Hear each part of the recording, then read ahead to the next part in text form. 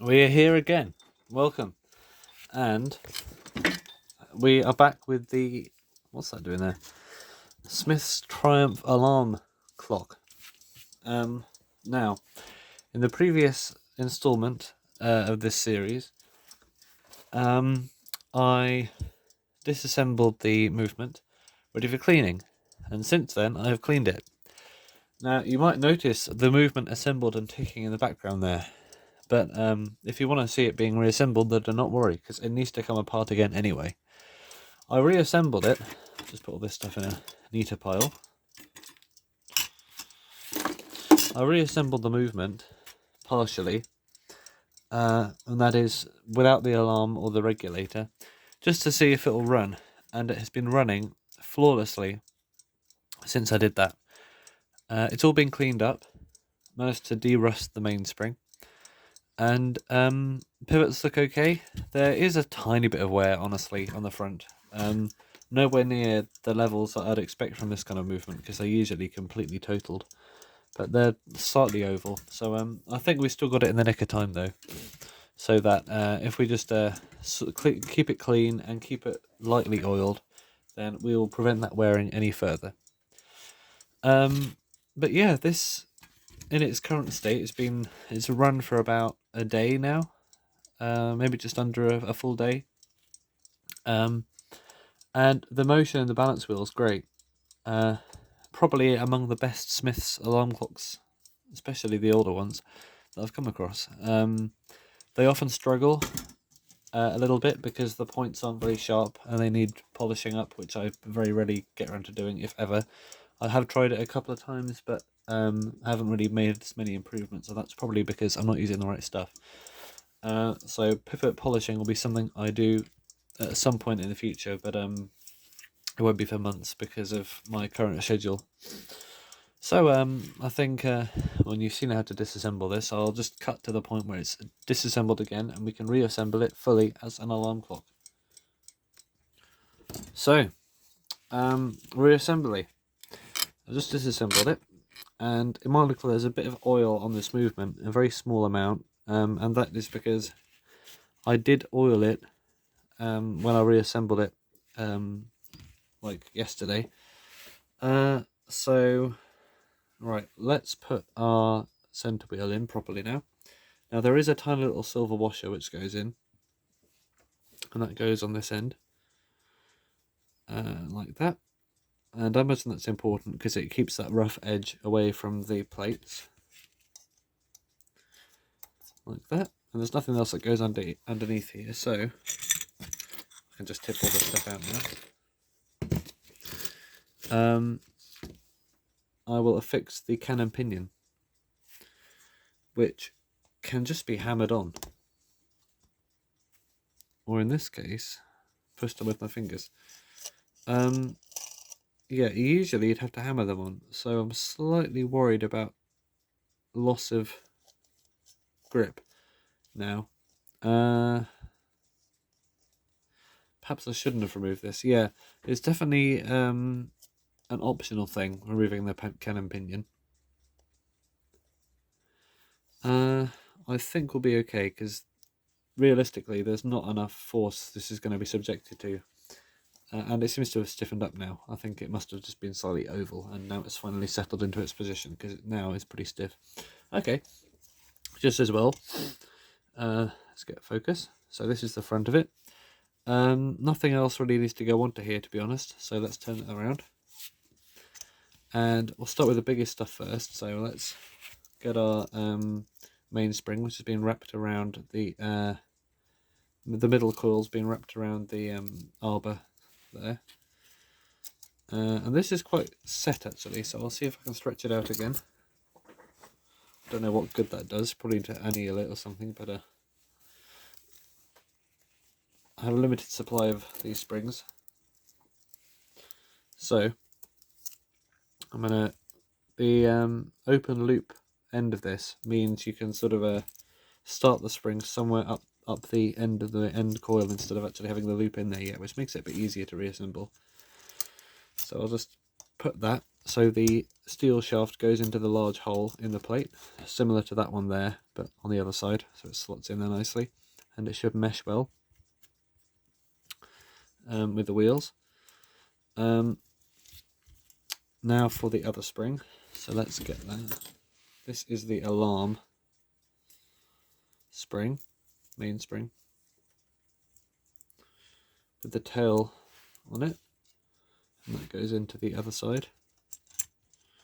And this should not engage with anything because the alarm train is independent of the time train. It's only connected from the outside, like that. And then we have these wheels, so I'll get some tweezers, because just for more precision. My big finger's fumbling around. We got this big one, and these all have their little pivots into these little holes. And then we got this medium one. This is the fourth wheel, that's the third wheel, this is the fourth wheel. Then we got the escape wheel, which has the wheel at the top end, like that. And we have the pallet at the end of it, which goes in this corner hole, like that. Hopefully the lighting doesn't sort of skew everything. And then we have the alarm escape wheel, which has the thick, just dropped it in there, works. Has the thick shank on it, I suppose. And that goes wheel side down, and that kind of slots into that hole there. It's kind of fiddly, this one.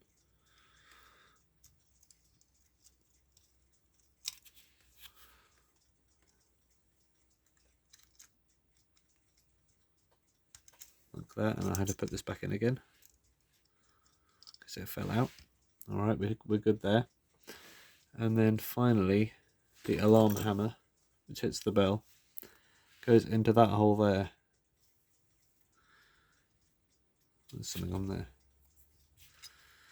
Just like that. And the metal bit goes under the brass escape wheel. Okay, well that's all the internal parts. There's also this button, but that goes on later, so don't worry about that just yet. So we have our top plate or back plate, and if we start by putting the longest shafts in, so the wheel arbors and the centre arbor, or the mainspring arbors and the centre arbor, and just slot them over the shoulder of the arbors. And remember from earlier, disassembling it was quite difficult because there were a very tight fit on there, so getting them back on again, I suspect, will be also quite a challenge. Which it is, because of the thickness of the shafts. There's no play in this whatsoever. That's I'm using cardboard as a base for this table, because it allows stuff to poke into it without damaging the subject. There we go. Just got all the longer ones in, and all the other ones will probably fall out, so at least they're in the rough positions. So I'm going to start at this end, and I'm just going to use tweezers to manipulate the wheels. To be honest, a lot of this stuff's fallen out again. And get them in the right positions.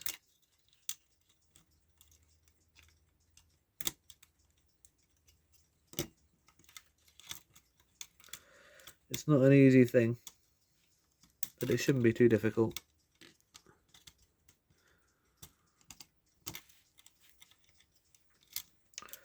Hard to see though, that's the main issue. Okay, that is the right place, I think.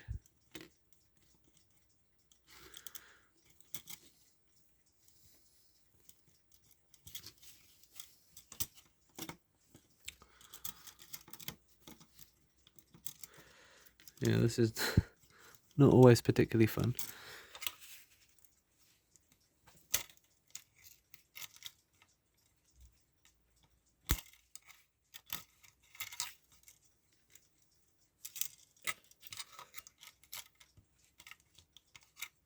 But it beats getting rid of the clock or paying someone 100 quid to put it back together again, or something like that.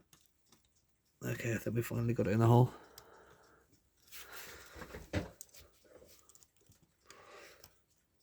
Oh, not quite. This is very rarely an issue, but it shook itself apart when we put it back together again. And because the tolerances on the springs weren't great, the shafts and the arbors sort of got stuck in their holes. We finally got it meshing. That's good. It made it a bit difficult, but I think we're nearly there with this side of stuff.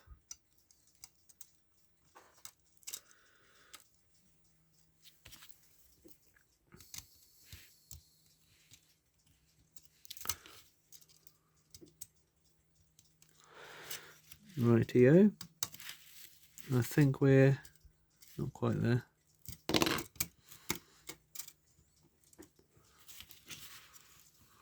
Let's flip it upside down and take another look. Oh, that's what the problem was. This wasn't in its hole.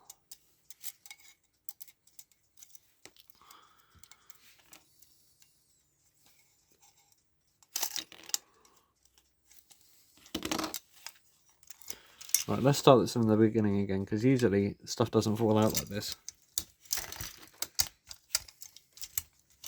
It's just these really stiff, these stiff bits here. You probably could file them down, but I don't want to mess up the perfect circles that they are.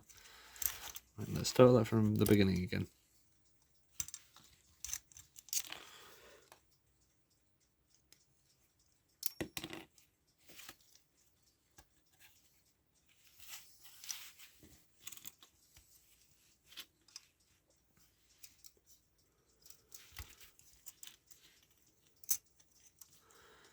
Yeah, I'm really not giving this a great name at the moment. They're usually much better than this.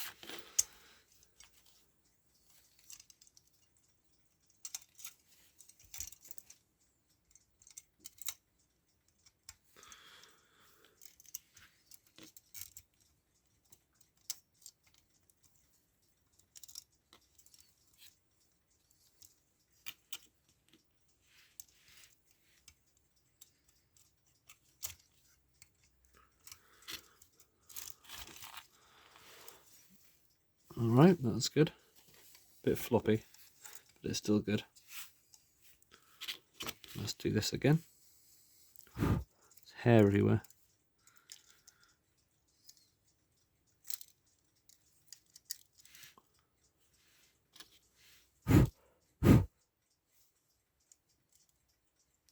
Ideally, you don't want hair in the movement.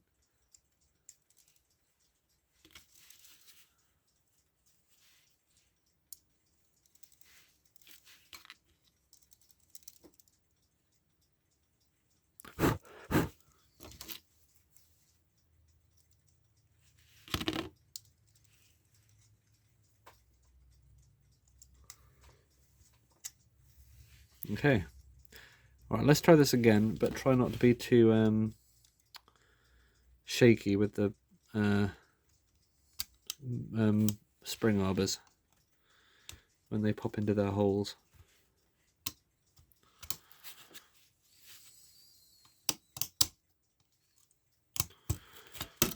That was a bit better, wasn't it? Okay.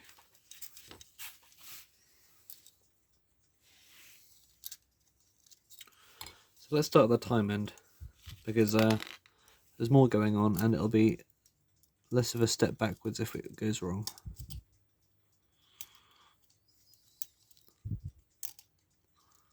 Oh, that's what happened to my tweezers. I wonder why it wasn't working properly. Let's use my fingers instead. Yeah, don't get tweezers that do that. Whatever happened.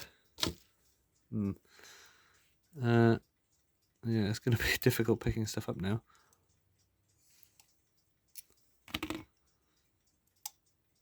Okay. And the, let's just come out. Palette. We are nearly there, folks. Just stand by. Ta-da! Okay. If the lighting would allow, which it probably won't, you probably can't see a thing. Right, let's get this one down. So get a washer on there, get a nice shiny nut, and just tighten this one down so nothing falls out again. Just for the meantime. I'm not going to tighten it fully, probably, yeah, about fully tight and then about a rotation backwards just to get everything in order. Right, I'm not going to use that tweezer again. Instead, let's just use a screwdriver and push it in.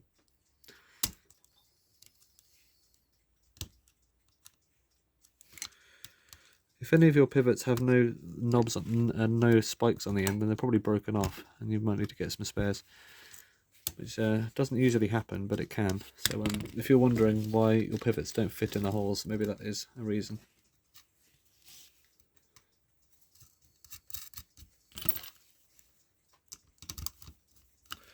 Well, yeah, this one doesn't have a washer usually, but let's just put it in there for now. Right. So let's just shrink this spring down to a more manageable size quickly.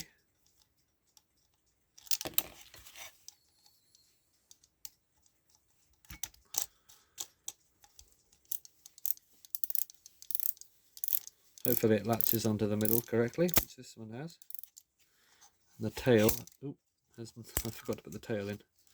So hang on a minute. I'm going to get a screwdriver, put it in there.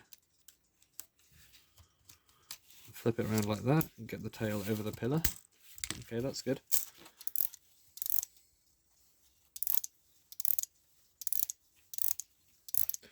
Okay, now there's power in the system, but we shouldn't need to disassemble it again, so it should be okay.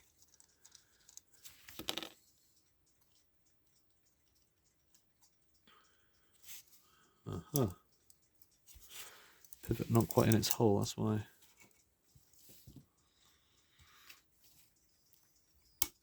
There we go, that snapped back into place well.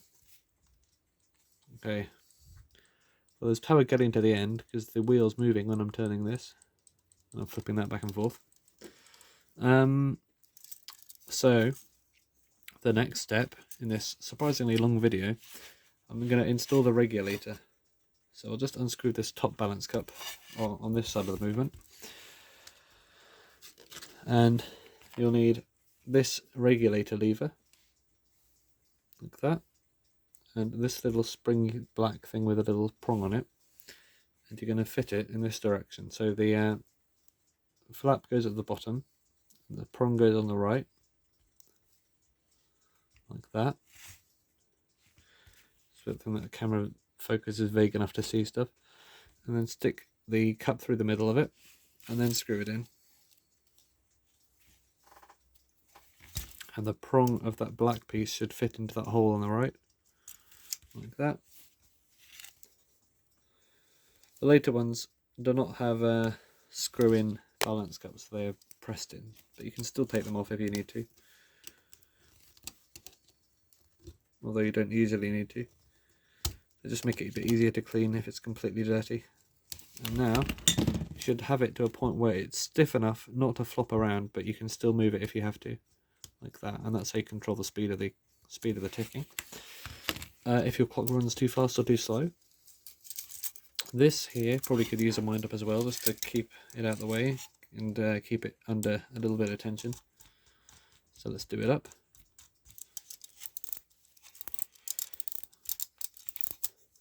Now if this spring slips, which they usually do, not usually but sometimes they do, when you wind them up, just get a screwdriver, push in the very middle coil against it and keep winding it up, and then once it's latched it'll probably keep latching, because these have a system in them which stops them unwinding too much. Or stops the, when the spring unwinds to a certain point, they this bar here presses up against the spring and stops it going past its limit.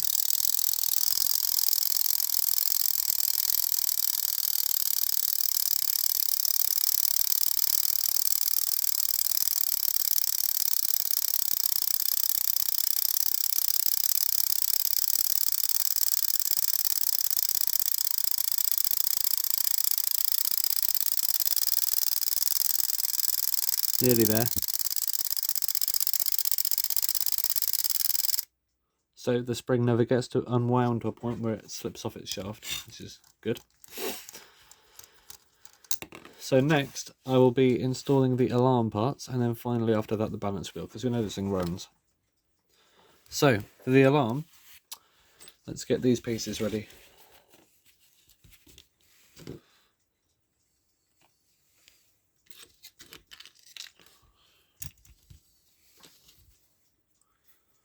Now, you should have all these pieces still.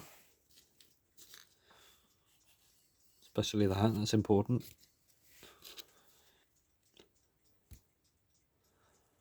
I think that's...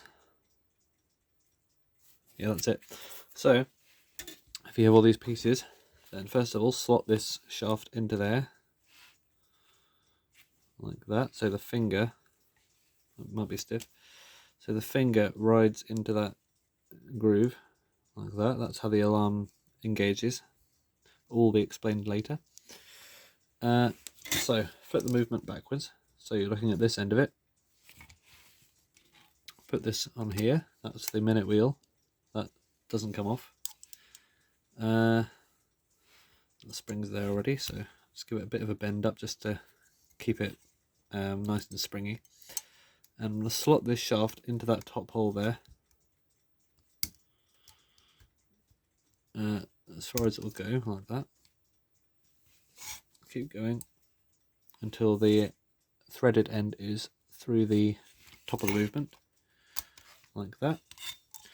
And then a bit more actually, just so it gets past the shoulder. There we go. Now when you're about there, you can see these two little grooves cut into the shaft. So to get your little clip, some pliers or tweezers or whatever, you're going to put it on the left groove and clip it around the shaft like that. Now you can see the clip rotating inside. Now you're going to pull the shaft all the way up like that. So I'm going to take it back again because one of the things fell off the front.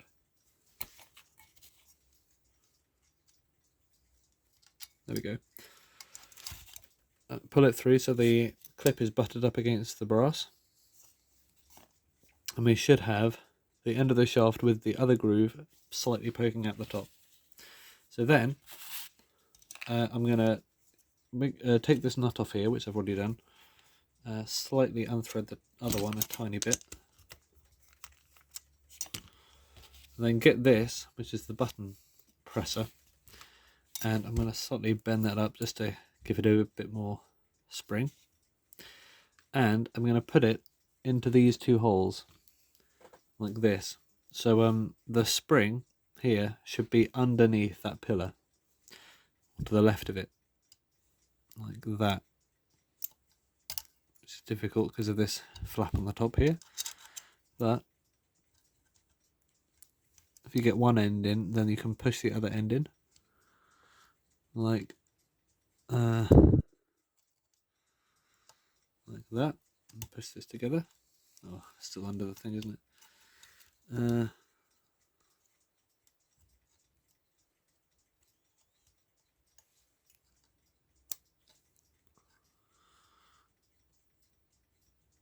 Okay, I think we're there. Oh no, the spring's on top. I need to get it out again. The spring should be under or to the left of that pillar, not to the right of it.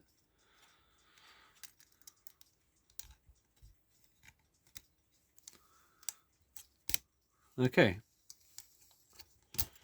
Oh. Yeah, this is more difficult than usual. Probably because of this case design, you have this big flap on the top. But you should have it such that the button wants to spring up at you. Like that. If it engages with the alarm, that's fine.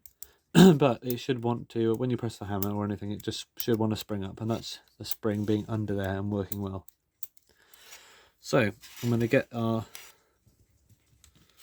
other washer, which shouldn't be on this one actually. We should have both silver washers on the right side, because the bell goes on the left, and that spaces it out evenly. So the other silver washer goes on here. There's probably a mark left on the brass from where it was.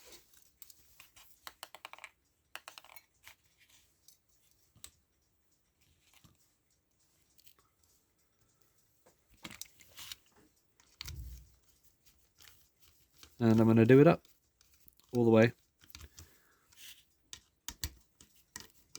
like that. And I'm going to get 2 more and not put them on all the way, but about halfway. 1 there and 1 there, like that. It's not going to spring up on you, hopefully.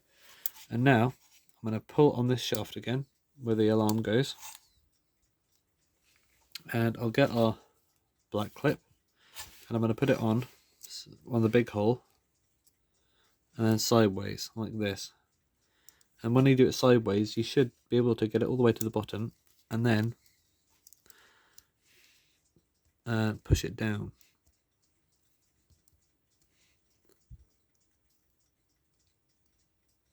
Like that. So it's moved from the big part of the hole to the small part, and that's because it's on that groove.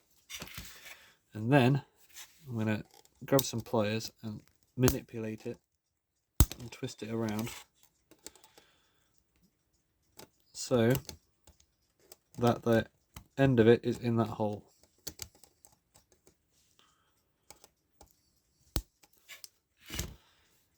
Might leave a bit of a scratch, but it's in there. So when you get your alarm setting knob and thread it onto here, it should be stiff, but not too stiff to turn. And it should move this finger on the front of it. And when that finger is up, or when the wheel under it is up, the alarm is on.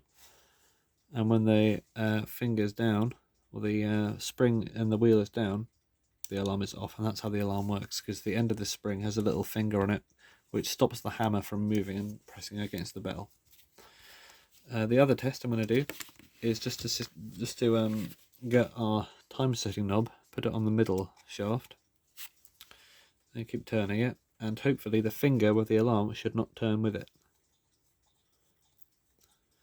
If it does, that might mean the circlip isn't in there properly, or the spring isn't on there properly, or it's too flat or something. So that's all good. So that is it, pretty much fully assembled. One last thing to put on though, and that is the bell and the balance wheel.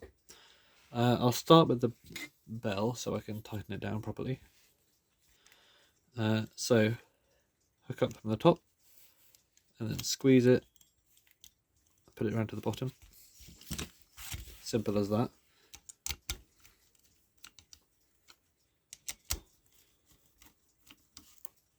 Let's see if it rings nicely.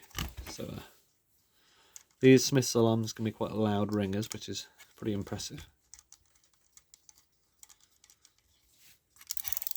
So just do up the alarm.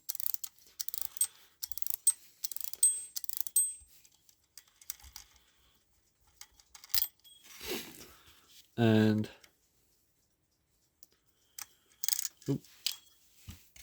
put the knob on.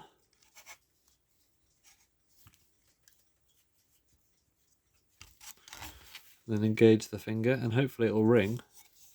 Then as soon as it rings, I'm going to press down on this just to turn it off because it'll be very loud. Yep. Well, that seems to work quite well. Alright, now for the final step. Let's get our balance wheel. Point should be nice and sharp. And I'll put it in here. So this is quite fiddly. So you see this pallet, bit that's flapping back and forth. At the end of it, there's like a fork shape. And the fork shape has a groove at the end of it. So you want to get this balance wheel, see that metal pin in there? Just in front of my finger. That metal pin on the balance wheel should slot into there. So be careful with the hairspring as you do it.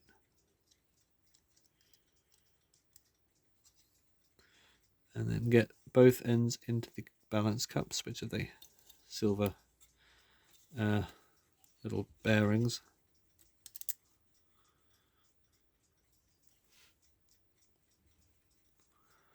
There's one, and the other one actually fell out, so let's put it back in again.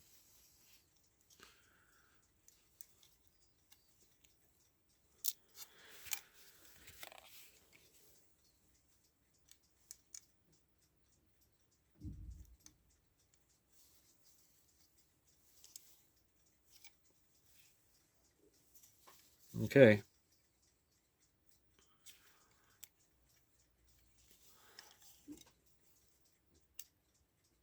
All right, we are in the cups. So, if we take a look at our hairspring, it's a bit fuddled now. So let's get all of the coils on the inside like that. And then if we turn it anti-clockwise from the top, like that, and then turn it back again, when it comes back on the return, it should, at some point, I want to keep unhooking it as it goes past because it can get stuck in stuff, which is what it's doing right now. Shouldn't be in there right now.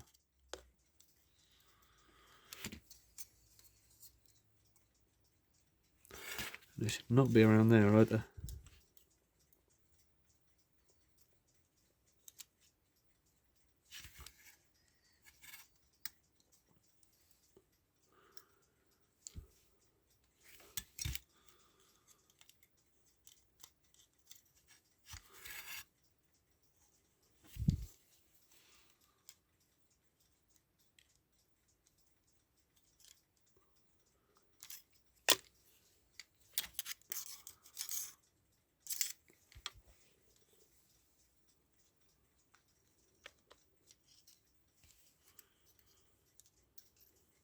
Okay, so we finally got it around. And this should be our outer coil, so we'll put that through the slot in the regulator, like that. And then finally, in this end slot here, the stud, we've got our tapered wedge, which we took out, the first thing we took out of this movement. Slot it in there.